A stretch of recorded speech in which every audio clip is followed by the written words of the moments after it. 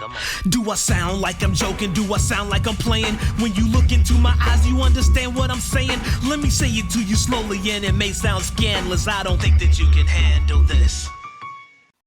All right, once again, we are on. I am the TheMoJoKing. He is the great Donnie Oooh, and we are Hidden Gems Football, brought to you by the Mighty 19 Media Group. How are you today, Mr. Oooh? I'm doing pretty good. How are you? How's everything going, Mo? I'm feeling pretty good. I'm a little bit cold today. I was enjoying the heat wave we were having, but that is over. I guess it couldn't last forever, but I was hoping it would. Oh no. Gotta get acclimated to the cold weather. That's what my little man says too, but I disagree with both of you. All right. All right, before we get into the rundown of events of this week, let me quickly thank you, all our listeners, for watching and or listening. We appreciate you.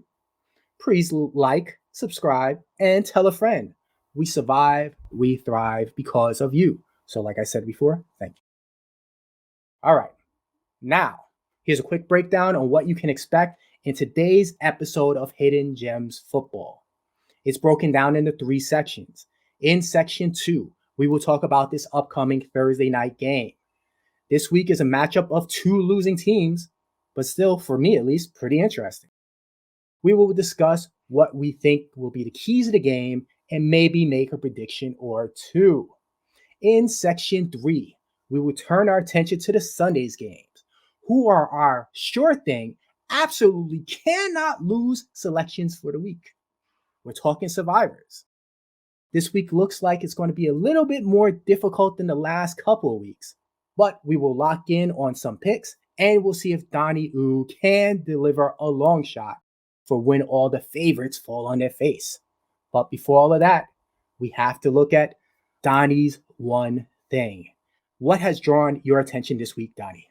I'm going to concentrate on a topic that I'm very familiar with, and that's the AFC East, and how at the very beginning of the season, nobody, none of the pundits on TV, none of the writers, tell you the truth, probably not people that's on this stream, thought that all 4 teams in the AFC East would be in contention midway through the season. If you're looking in the conferences, if you're looking at the AFC specifically, a lot of spotlight was on the West with the acquisition of Russell Wilson, where we know how that's happened. I mean, how that's gone down. With the acquisition of Davante Adams to the Raiders, well, we know how that's happened. You know what's gone down with that. So currently in the halfway point, if you look at the standings, the AFC East, their teams comprise 4 of the top 8 spots in the AFC going into the postseason. You have the division leading Bills at 6-2, coming fresh off a loss with my New York JT at Jets. We have my Jets at 6-3, who is a surprising story. We have Miami, who is also 6-3. And we have the nagging evil empire, New England, at 5-4. And looking forward at their schedules, I can easily see all 4 teams getting in double digits, at least 10 wins and above. And looking at the rest of the conference, I mean, the South, you only have Tennessee that's going to come out the division. In the West, yeah, you have the Chiefs. I don't trust the Chargers whatsoever, and Chargers is second place, so I don't trust them. And very interestingly, in the North, you have Cincinnati, who currently still has left on their schedule Buffalo and Miami. So just looking at it going forward, I see there's a big possibility that all 4 teams in the East are going to go into the postseason, especially with the expanded postseason of 7 teams. Is it likely to happen? One thing this season that's shown so far is there's a lot of surprises. Every week there's a surprise or 2. But I really feel that history has been made the last 2 years. I mean, 2 years ago, we had Tampa being the first team to actually win a Super Bowl at home. And then it got followed up by the Rams the following year. That's history. So Why can it happen?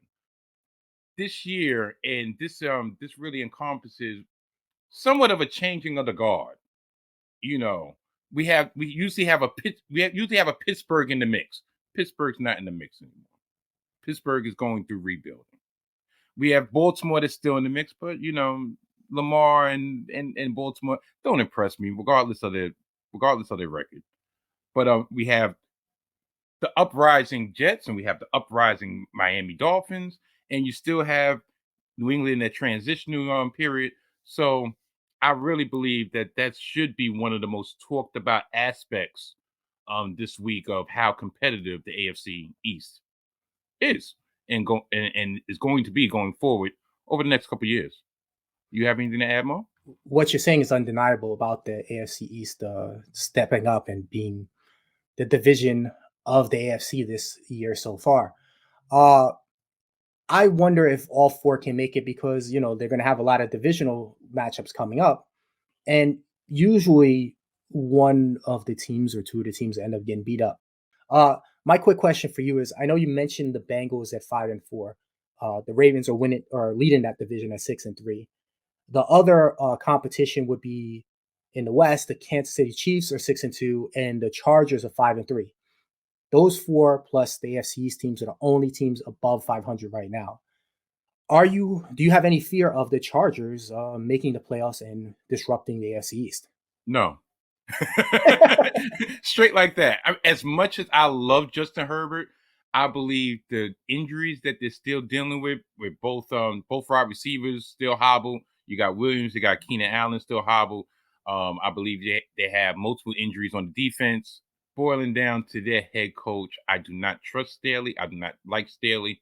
And I can truthfully say there's going to be 2 games in the back half of the season that they should win, that they're going to be favored to win, that they're going to lose based on Coach Staley. So, no, I have no fear whatsoever. Okay. All right. Fair enough. And very, very direct. All right. All right, let's move on to part 2. We're looking at the Thursday night game. Like I said, 2 losing squads, but still kind of an interesting matchup. We have the 4-5 Atlanta Falcons going to Carolina to play the Panthers, who are 2-7. The Falcons are 3-point favorites. The total is expected to be 44 points. That means Vegas has it Atlanta 23.5, Carolina 20.5. Just 2 weeks ago, Atlanta at home defeated Carolina 37-34 in overtime. That was the DJ Moore play. I'm sure we're going to end up talking about that again anyway. Quickly, injuries, not many to report. Atlanta does have some injuries in their defensive backfield. AJ Terrell, he has a hamstring injury. He hasn't practiced. I would think he's doubtful for this Thursday. And Casey Hayward is on the IR with a shoulder injury. So that's 2 cornerbacks that are having issues there. Carolina, their biggest one of concern is Andre Roberts, who is a wide receiver, but is basically their returner. He has a knee injury, and he might miss this week as well. Donnie, what do you see in this game? Atlanta is going to be my pick for this game. Even though, just like you mentioned a couple weeks ago, Atlanta should have lost against this same Carolina team based on DJ Moore's idiotic decision-making. But I believe now the narrative is kind of changed. Like, as much as Carolina has been feisty the last couple weeks, I think reality is starting to set in of we're 2-7. We have no playmakers whatsoever. Just by them going with PJ Walker continuously. I mean, trust. I mean, is there that much of a difference between him and Mayfield at this point? Probably not. But with the surrounding players, with the supporting players, it's just like, well, they're just pretty much running out the string. And Atlanta, on the other hand, they're 4-5, but they're still tied for first place in the division. The division is still a possibility for them to get, so they still have added motivation. So just for that point alone, and support to my brother Low Fat Beats, I go with the Atlanta Falcons. Yeah, I'm with you with Atlanta. I'm a little bit surprised that the spread is only 3 points. I understand that Atlanta's 4-5, and the last game was close, and it was in Atlanta. But um, Atlanta had that game pretty much at hand. Carolina made a amazing comeback, which was stopped by the celebration. But I have issues with what's going on in Carolina right now. PJ Walker was benched because he was very ineffective.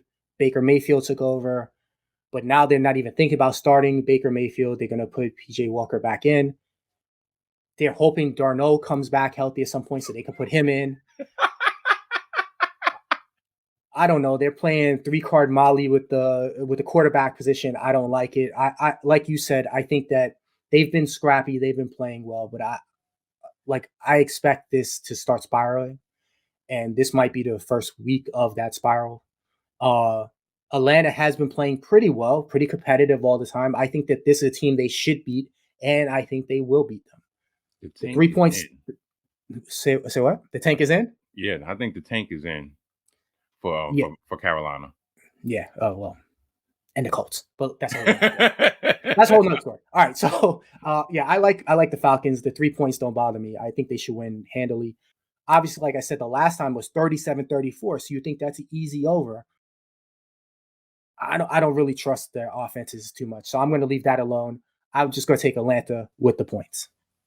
No, that seems about right. You know, because like I say every week when it comes to these on primetime games, a lot of these primetime games, albeit which go the outlier, I believe, was the game with Arizona and in New Orleans when it was like a shootout. I think it was DeAndre Hopkins' first game back.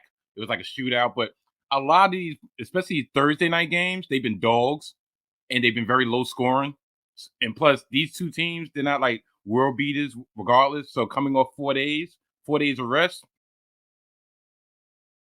Right? There's definitely no Hopkins in this lineup, and there's no Kyler Murray either. So it is what it is.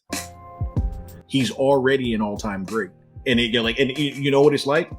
Some people will say like, well, come on, man. Like, like how could you say that after just 3 projects? Well, I can tell you, just like they knew Shaq was a all-time top 50 after just 4 seasons. When you see it, you see it. Peel can make an absolute stinker next, and it's not really going to hurt him if he comes back and makes another one that's really good. If it gets repeatedly worse over time because the man's getting burned out because everybody wants him to make movies, that's the part that I worry about. Like if you can go, I don't want Peel to end up Chappelling himself. All right, let's move on to section number 3. All right, man, it's been going relatively easy these last couple weeks, with the hiccup being the Jets defeating the Bills. I think they took out about 15% of matchups in the Survivor Series that I was in. You know, people being pro Bills over the Jets, which I can't blame them, but the Jets did it. But most everybody else, all the favorites, survived. This week is going to be a little bit trickier, I think. So we're going to look at the big ones that people are going to probably look at. We're going to start off with the Washington Commanders. They are 4-5. They're facing the Philadelphia Eagles on Monday night in Philadelphia. Philadelphia is 8-0. There's 2 interesting things about this. One, I would say most Survivor pickers have already picked Philadelphia, so they may not be eligible for another pick. The other thing is Washington has won 3 of their last 4. Do you think Washington has any chance in this matchup? It's an intra-divisional matchup, so it's always a possibility. As scrappy as Washington has been, especially behind Taylor Heineke, or should I say Taylor Heineken, I just don't see them being able to put a stop to the juggernaut that is the Philadelphia Eagles. So once again, fly, Eagles, fly. Yeah. Eagles. Yeah, I'm 100% with you. You know, I keep saying that I don't think the Eagles are going 17-0 at all. But this doesn't seem like the matchup that's going to trip them up. So 9-0 looks very viable. The next game we're looking at, the Jacksonville Jaguars. They are 3-6 coming off that big victory versus the Raiders. They are facing the Kansas City Chiefs in Kansas City. Kansas City is 6-2 and a 9.5 point favorites. Again, Do you think there's any chance for the underdog here? No. I'm sorry, I'm being so direct and to the point today, but I'm just looking at this. I mean, because see, as we've discussed in the past, like the survivor picks are pretty much win or lose. It's not against the spread. You use the spread to kind of help direct which matchups to look for, but it's not against the spread. So every time I look at this number, my gambling mind is like, oh, I could possibly see Kansas City not covering, but do I see Kansas City losing?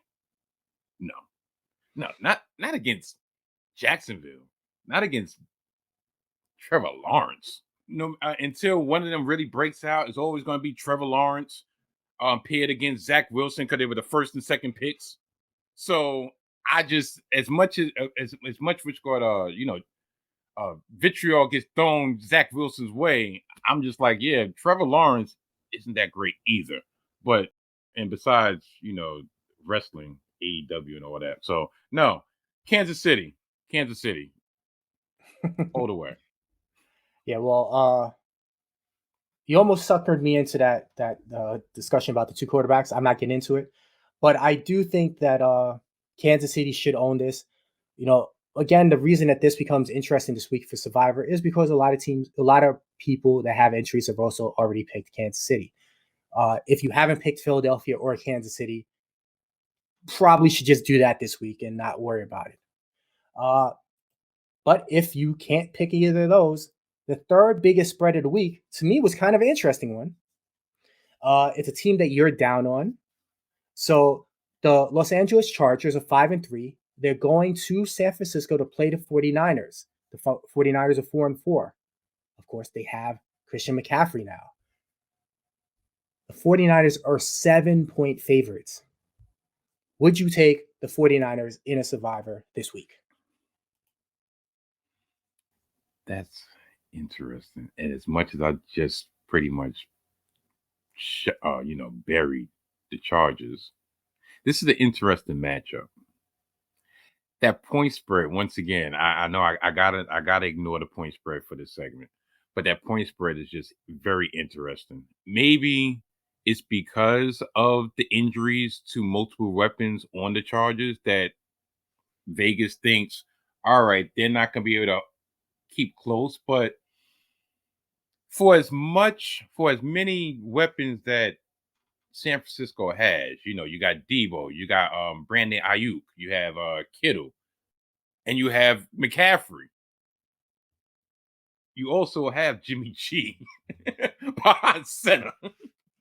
And I'm sorry, Jimmy G behind center is never going to blow nobody out. Even if they have a big lead, somehow, some way, he will make a mistake to make the game closer than it should be. With all that being said, and as much as I really don't want to go against my Justin Herbert, even I haven't really been using him that much in fantasy. Yeah, I don't think I'm going to go against San Francisco coming off a bye, because that gave them an extra week to implement more plays to show off McCaffrey. And with the evil genius mind of Kyle Shanahan when it comes to the running game, and now you have the ultimate chess piece, I think that's going to put them over the edge this Sunday night. It's going to be an interesting game. So I'll go San Francisco. All right. You brought up a couple of really good points. The injuries to the Chargers wide receiver are brutal. If Keenan Allen isn't back, that's going to be huge. I don't think there's any chance that Williams will be back. But you also bring up a great point about Jimmy G. I'm never truly trusting any team that he's running, that he's at the helm.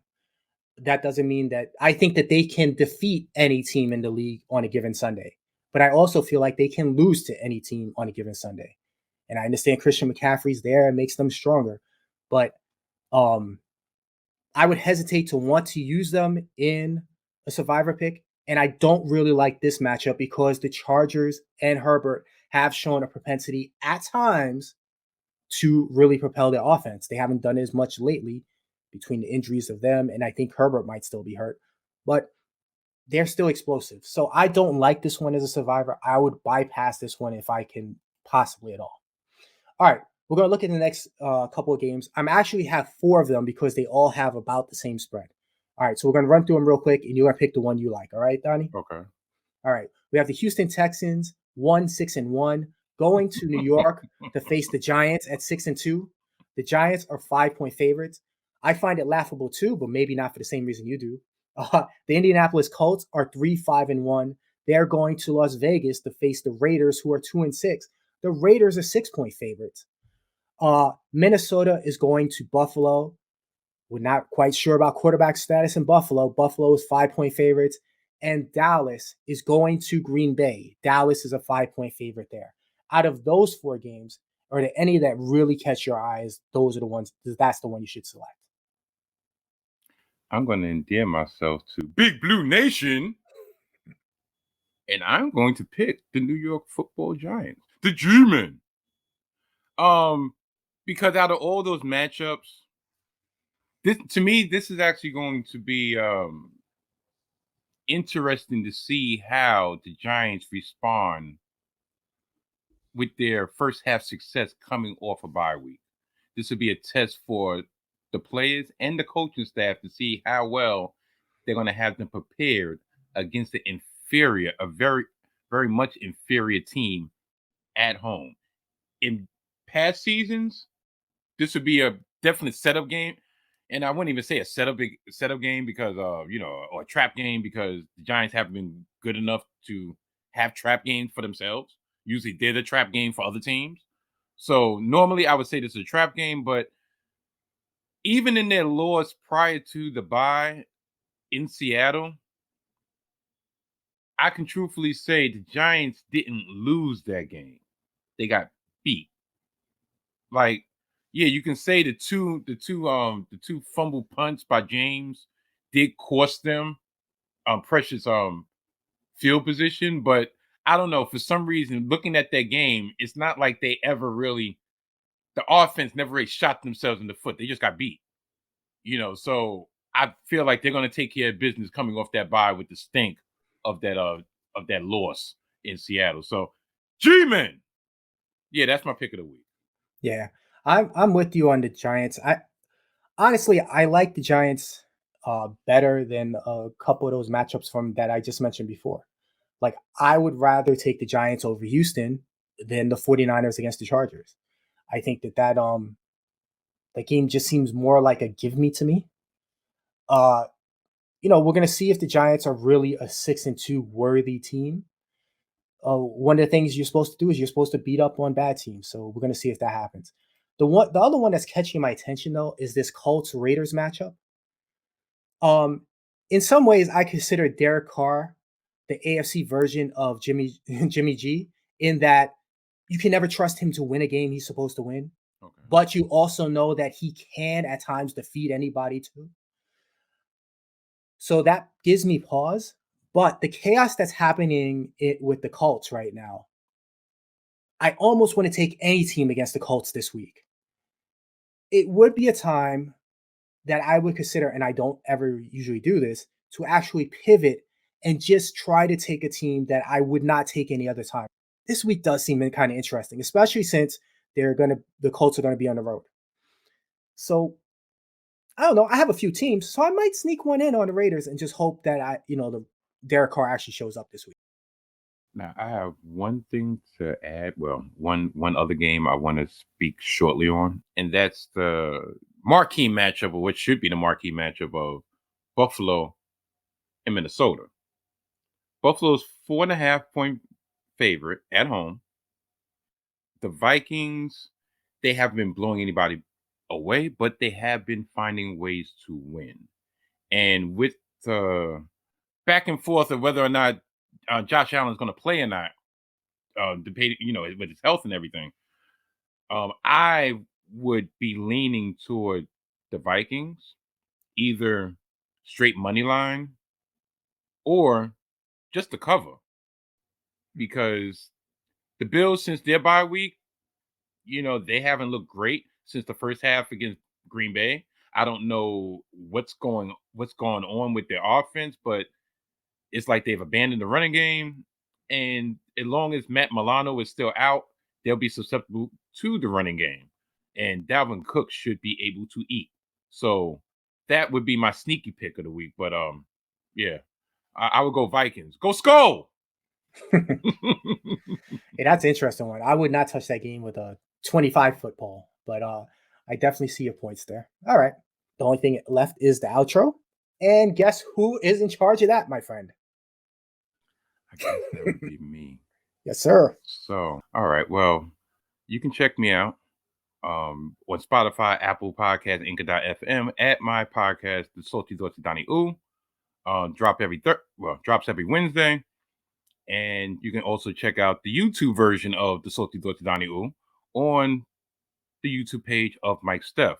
But most importantly, most prudent to now, I have to talk about my actual release of my debut EP, along with Jay Furman and yours truly, Donnie Oooh, The Elders EP, out now on Bandcamp. Either download the app or just go to the site and download it. You can stream it, but I prefer you to download it.